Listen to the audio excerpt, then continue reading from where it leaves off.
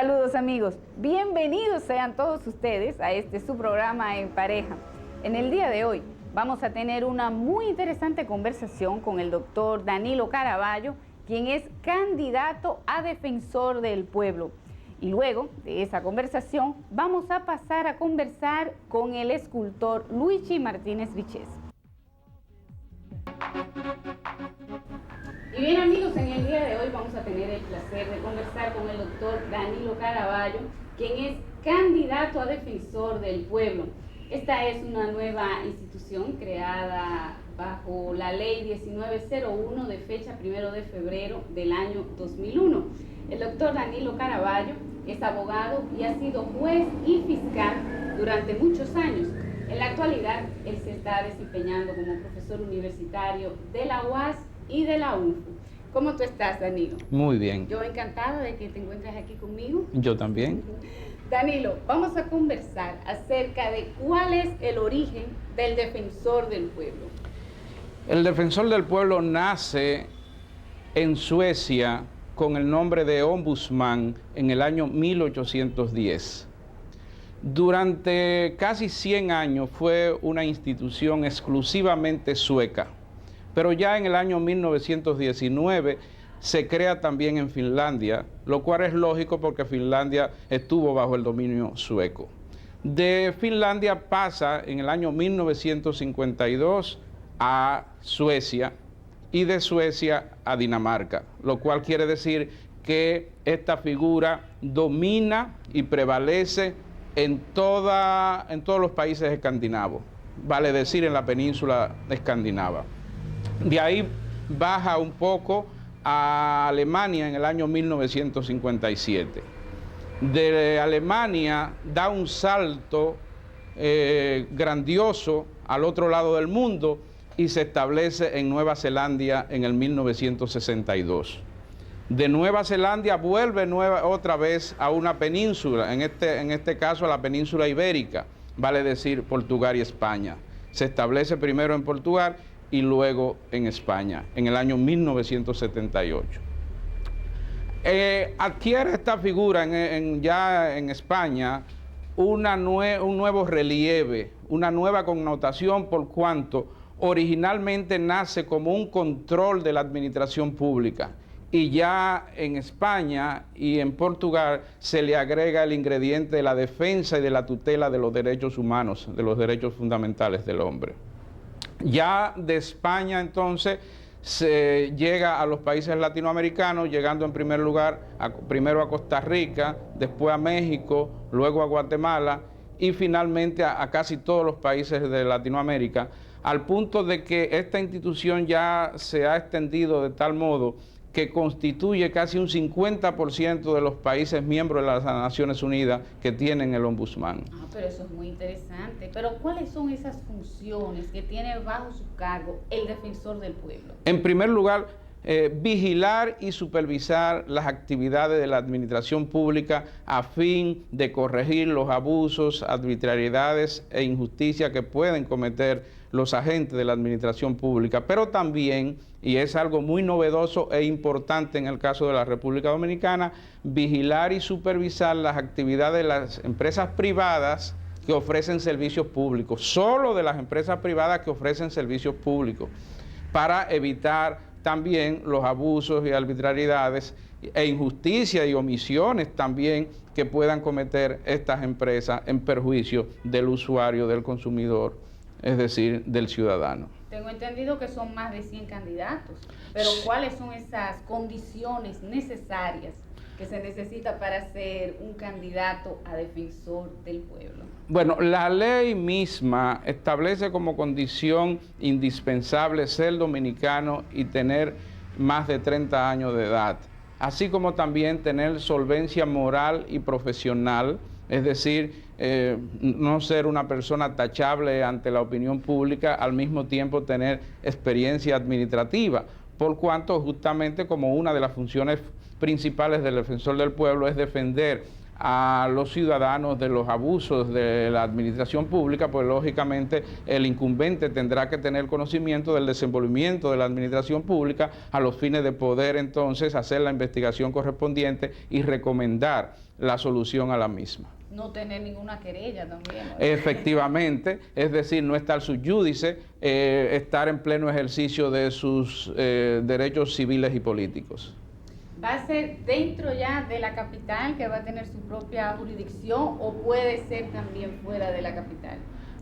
El defensor del pueblo tiene jurisdicción nacional y significa que puede también designar delegados en las diferentes regiones del país. Yo particularmente tengo en mente, en caso de ser designado, utilizar las regiones donde hay sede de corte de apelación para designar delegados ahí. Vale decir San Cristóbal, San Francisco de Macorís, Santiago, La Vega, Montecristi, San Cristóbal, ya dije, y San Juan de la Maguana. Es decir, en las sedes de provincia donde hay corte de apelación, para que a su vez este delegado tenga jurisdicción sobre las provincias que componen esa corte de apelación.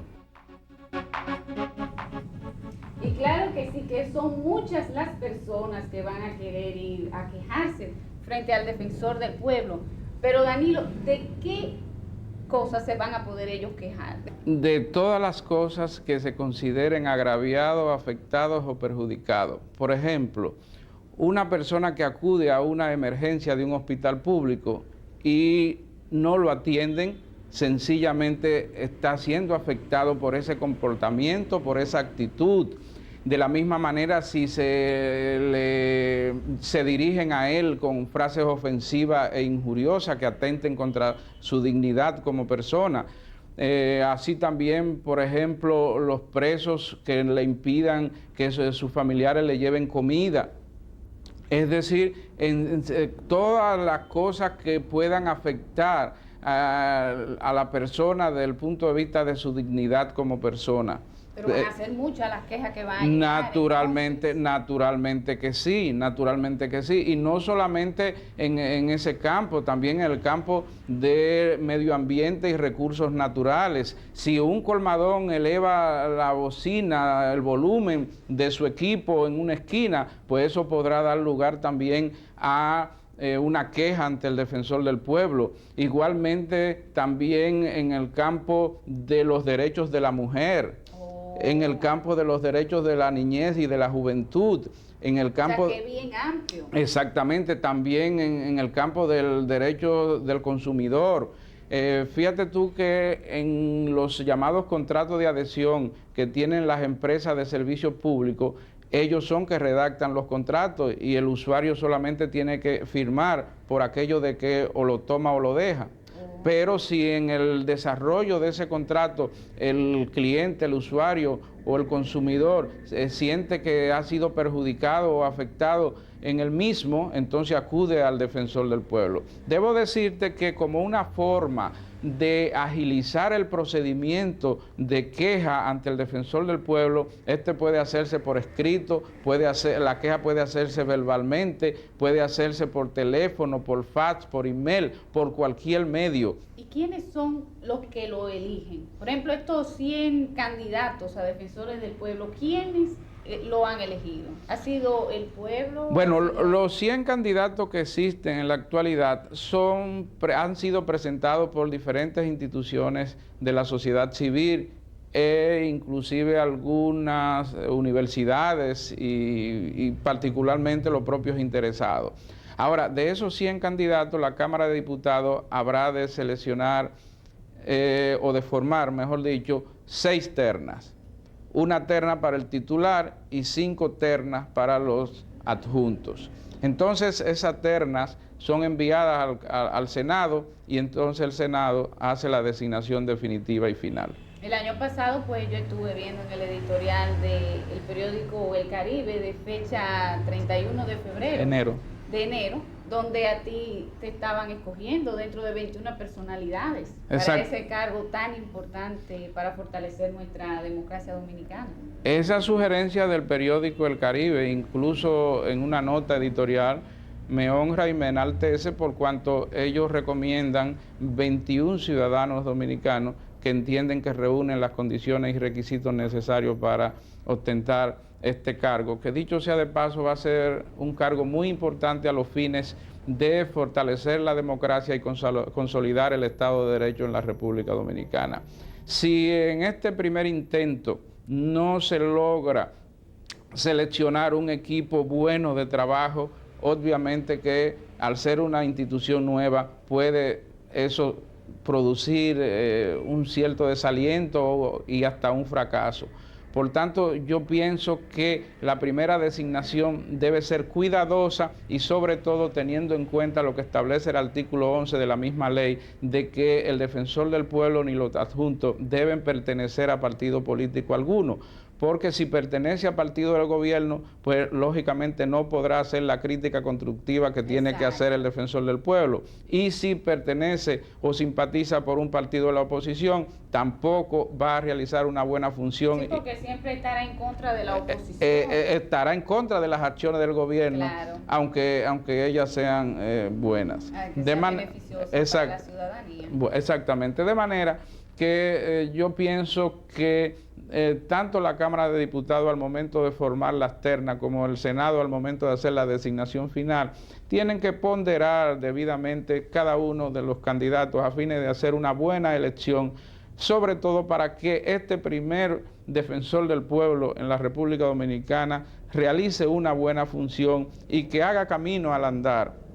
De la misma manera que el defensor del pueblo en México es una institución sólida y tal vez una de las más sólidas de América, porque se ha desarrollado, se ha fortalecido, porque el primer defensor fue muy bueno, Luis de la Barreda, un excelente defensor en México que trazó pauta y que todos los sucesores han seguido esa pauta del primer defensor de México, Raúl de la Barreda. ¿Y por cuántos años va a poder trabajar el defensor del pueblo para bien de toda la ciudadanía? De acuerdo con la ley, el defensor del pueblo durará en sus funciones 6 años. En el caso específico de la República Dominicana, como ya este periodo de gobierno lleva 2 años, va a ser bien interesante la situación por cuanto va a durar el defensor del pueblo los 2 años que le restan a este gobierno y la totalidad de los 4 años del próximo gobierno. Del próximo gobierno a partir del 2004. Correcto. Así es. Bueno, Danilo, pues te deseamos todo lo mejor para ti. Gracias a ti por la invitación y espero que me vuelva a invitar porque el tema se ha puesto sobre el tapete y está candente. No, y realmente que es muy interesante y es un programa, este ha sido un programa bien instructivo para todos los amigos, yo sé que sí. Así espero.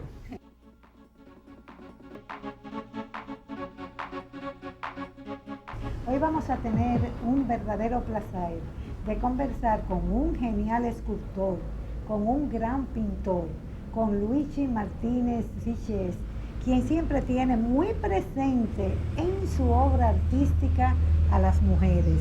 Siempre, es el tema principal. Sí, tu tema principal, las mujeres. Tanto tu escultura como tu pintura son eróticas. Sí. Y eso en una ocasión incluso te trajo problemas en París, donde tú residiste durante 30 años. 30 ¿Qué años. pasó cuando en esa exposición, cuando era alcalde Jacques Chirac, que es el actual presidente de Francia, que ustedes hicieron en los Campos Elíseos? ¿Qué pasó con esas esculturas tuyas? Bueno, ahí cada escultor presenta una obra. Es un salón, se llama el Salón de la Joven Escultura. Y este es una de las exposiciones más importantes del mundo, colectiva. Sí. Porque ahí no expone todo el mundo. Ahí es el comité organizador, que también son escultores, quien decide si la calidad de la obra de ese escultor que presentó una obra puede exponerse o no. O sea que eso es lo que le da esa calidad. Pero también tú fuiste o has sido el único dominicano ganador de una Bienal de París. ¿Cómo Sí. pasó eso? ¿Cómo tú participaste? Me parece que en esa ocasión la República Dominicana decidió no buscar un representante para esa Bienal de París porque consideraba que todos los estudiantes, los jóvenes estudiantes que vivían en la capital francesa, pues eran comunistas. Sí, pero yo no tengo nada que ver con ningún partido político. Yo soy Luigi Martínez. Ni con el comunismo. No, ni con el comunismo, ni con el capitalismo. y lo que hago es un arte muy original que no se parece a lo que hacen los demás, que es una cosa muy importante. Claro que No, sí. no dejarse influenciar por los grandes maestros. Ser original, eso es muy importante Claro. para los artistas.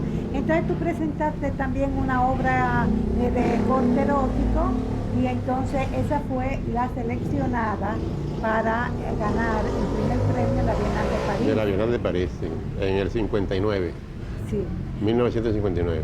Tú estudiaste aquí, tú fuiste un alumno. Alumno fundador de la Escuela Nacional de Bellas Artes en 1942, cuando se fundó la escuela.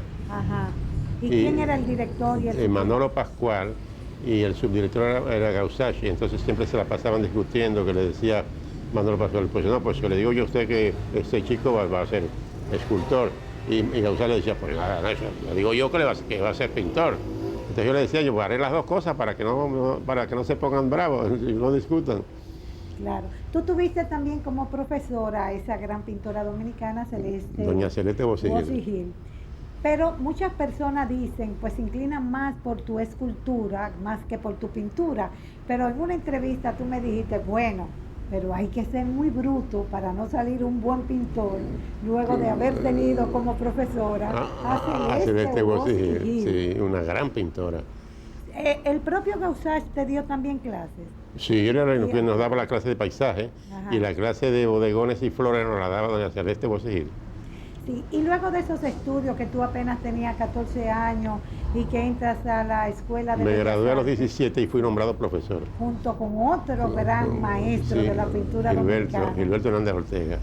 Sí, Fue para incentivar a las madres y a los padres, porque en aquella época era un secreto a voces, que las madres no querían y los padres tampoco que sus hijos estudiaran ahí, porque si se graduaban esos muchachos y muchachas jóvenes se casaban, cuando tuvieran hijos, ¿con qué los iban a mantener? Aquí no se vendía un cuadro. Te voy a hacer una anécdota corta. El gran pintor cubano Wilfredo Lam estaba en la Guerra Civil de España del lado de los republicanos. sí. Entonces, cuando las tropas franquistas llegaban a una ciudad, fusilaban a todo el que era republicano, y él salió huyendo en un barco y me dice, oye chico, el dominicano sí es bruto, yo estuve allá y no me compraron ni un cuadro. Y él salió huyendo a la Guerra Civil. Pero él dejó aquí un cuadro que luego, creo, fue vendido por mucho dinero, una obra de Wilfredo Lam, Sí. ese maestro de la Un pintura. gran pintor. Claro, claro. Tu padre era un periodista español. José Martínez Conde. Sí. Y mi madre, Luz María Ricié, fue la primera que cantó ópera en el Teatro Colón en San Pedro de Macorís, en la obra El Danubio Azul. Ajá. Ella era la vedette, o sea, la cantante principal, soprano. Y entonces eso le dio mucho auge. La verdad que San Pedro de Macorís tuvo una gran época Sí, sí. de oro, donde salieron muchos músicos, poetas, escritores, Sí, sí, escultores, sí. pintores. Yo creo que es una ciudad que Sí, sí, puede que estar tiene historia. claro, y orgullosa de sus hijos. Claro. La Y serie yo soy 23. orgullosa de ser serie Y hasta 23. pelotero, no como muchas Ya está- personas piensan que solamente San Pedro son peloteros, no, Sammy Sosa, etcétera. que también son orgullos para Claro. nosotros, para Claro que para sí. los dominicanos. Y tú próximamente vas a presentar una exposición. Sí, en la Embajada de Francia, que ahora la mudaron para la calle Las Damas. Y allí voy a exponer estas esculturas que me mandó mi hijo de París. Y mi hijo es arquitecto.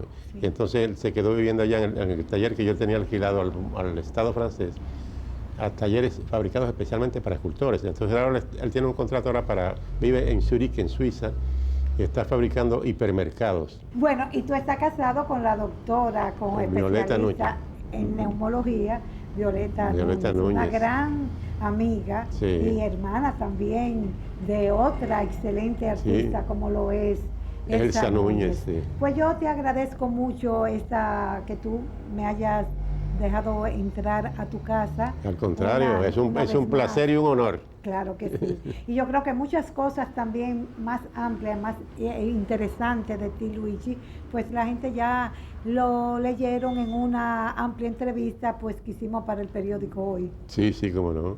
y ya volveremos en otra ocasión y muchísimas gracias, Luis. No, Te deseo muchos éxitos en tu próxima exposición. Muchísimas gracias y gracias por todas tus presentaciones. Gracias.